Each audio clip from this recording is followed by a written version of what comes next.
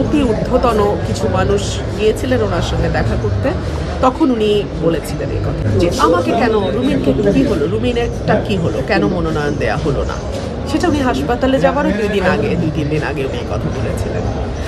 তো যেটাই হোক, আমার রাজনীতিতে কিন্তু তকদিরের বাইরে কিছু হয় না। হ্যাঁ, ভীষণ রকম ভাগ্য এখানে কাজ করে। সো আমার ভাগ্যে ঠিক ওটাই ঘটছে যেটা আমার বাবার সাথে 73-এ ঘটেছিল। সো আমার বাবা তখন নৌকার জোয়ার ছিল, আর কোনো দলের জোয়ার ছিল না। আমার বাবা স্বতন্ত্র জিতেছিলেন।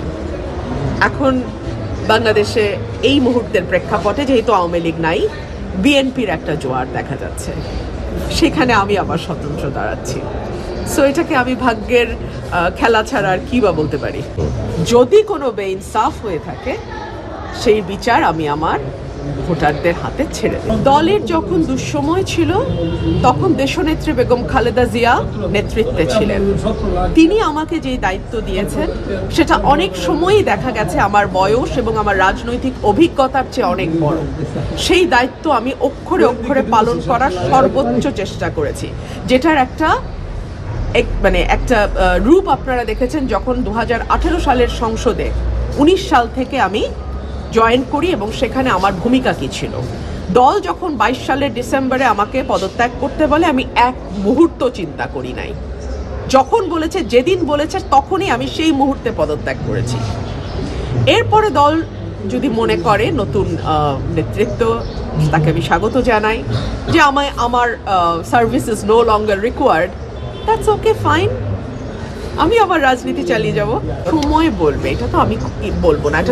এটা যদি মানুষ ভোট দেয় তাহলে ঠিক সিদ্ধান্ত, যদি মানুষ ভোট না দেয় তাহলে ভুল সিদ্ধান্ত, এটা তো আমি বলতে পারবো না।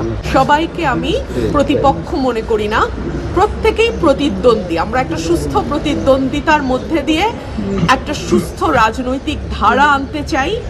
একটা নির্বাচনের আদর্শ পরিবেশ যাতে থাকে, সকল প্রার্থীর প্রতি আমার আকুল আবেদন সেটাই থাকবে।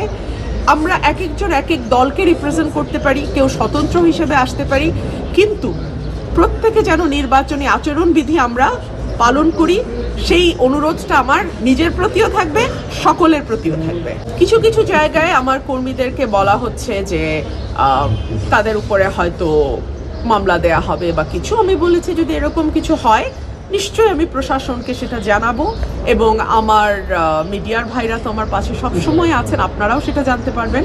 আমি সেটার ব্যাপারে যথাযথ ব্যবস্থা নেব যদি এমন কিছু এমন কিছু হয় যেটা আমার নির্বাচনে এফেক্ট করবে, আমার নেতাকর্মীদের নিরাপত্তাকে বিঘ্নিত করবে।